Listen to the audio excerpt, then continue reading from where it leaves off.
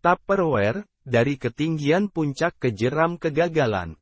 Tupperware, sebuah ikon dalam dunia peralatan dapur, pernah menjadi nama yang disegani di setiap rumah tangga.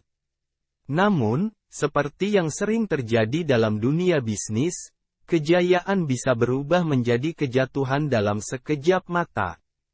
Barang-barang plastik mereka yang ikonik, yang dianggap sebagai simbol modernitas dan kepraktisan, telah meredup dan sayup.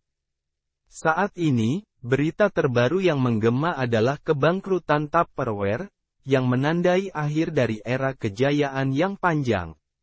Merek Tupperware sudah dikenal luas sebagai rajanya wadah plastik penyimpanan makanan.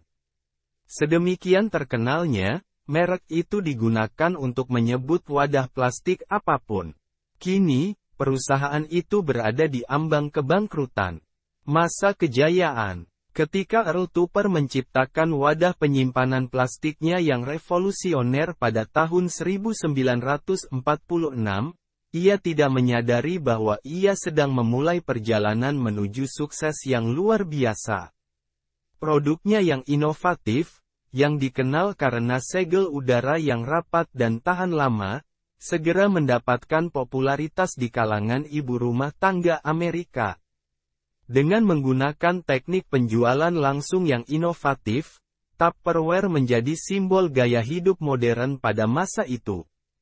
Perusahaan itu pertama didirikan oleh seorang pria bernama Earl Tupper. Namun, duta mereknya adalah seorang perempuan bernama Brownie Wise. Produk buatan Tupper menjadi inovasi baru, yakni menggunakan plastik untuk membuat makanan tetap tahan lama. Khususnya, pada zaman itu ketika kulkas masih terlalu mahal buat kebanyakan orang. Tetapi, sebelum kedatangan Wise, produk itu kurang laris. Kejatuhan yang tak terduga. Namun, seperti halnya banyak perusahaan besar lainnya, Tupperware juga harus berhadapan dengan tantangan yang tak terduga. Di tengah-tengah perubahan gaya hidup dan preferensi konsumen yang berubah, Tupperware mulai kehilangan daya tariknya. Kemunculan alternatif yang lebih murah dan lebih fleksibel di pasaran, bersama dengan perubahan pola belanja konsumen, telah merusak model bisnis yang telah sukses selama bertahun-tahun. Perusahaan berbasis Amerika Serikat yang sudah berusia 77 tahun itu mulai melihat timbulnya retakan dalam model bisnis revolusionernya. Utang yang kian menumpuk serta penjualannya yang merosot membuat manufaktur wadah kedap udara itu terancam bangkrut jika tidak ada investor yang mendanai. Meski perusahaan itu sudah berupaya untuk memasarkan produknya dengan gaya baru kepada generasi-generasi muda, penjualannya tetap tidak bisa didongkrak. Tantangan perubahan. Upaya Tupperware untuk mengikuti perubahan tren dan memperbarui citra merek mereka terbukti tidak memadai. Meskipun mereka mencoba untuk memperluas lini produk mereka dan berinvestasi dalam pemasaran digital, mereka gagal menarik generasi baru konsumen dengan cara yang memadai. Selain itu, tantangan terbesar datang dalam bentuk pandemi global yang memaksa pergeseran besar-besaran dalam cara orang berbelanja dan berinteraksi dengan merek. Tupperware gagal beradaptasi dengan perubahan zaman, dari segi produk maupun distribusinya. Saunders menekankan metode penjualan langsung lewat acara-acara berkumpul, tidak terhubung dengan pelanggan muda maupun pelanggan tua. Tak hanya itu, para konsumennya yang lebih muda cenderung memilih produk-produk yang lebih ramah lingkungan seperti menggunakan kertas beeswax atau lilin lebah yang ramah lingkungan untuk menjaga makanan tetap segar, tambahnya.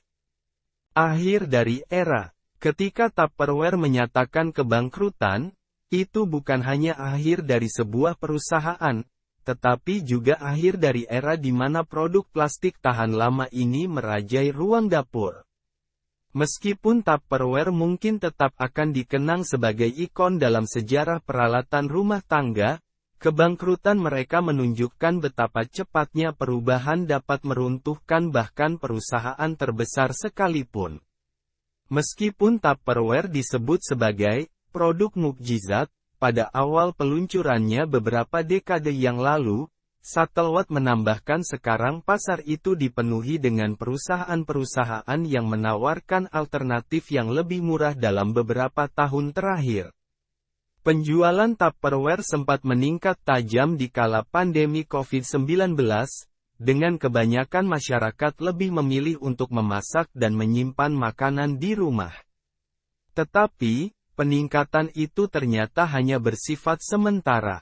Penjualan sudah semakin menurun sejak itu, terutama karena perusahaan itu kurang inovatif dalam 10-20 tahun terakhir. Sehingga, mereka kalah dengan kompetitor-kompetitor, ungkap Shuttleworth. Pelajaran yang bisa dipetik. Kisah Tupperware mengajarkan kita bahwa di dunia bisnis yang cepat berubah, tidak ada yang benar-benar abadi. Bahkan perusahaan dengan reputasi sehebat apapun harus terus beradaptasi dan berevolusi untuk tetap relevan. Pentingnya mendengarkan dan merespons perubahan dalam perilaku dan preferensi konsumen tidak bisa diabaikan.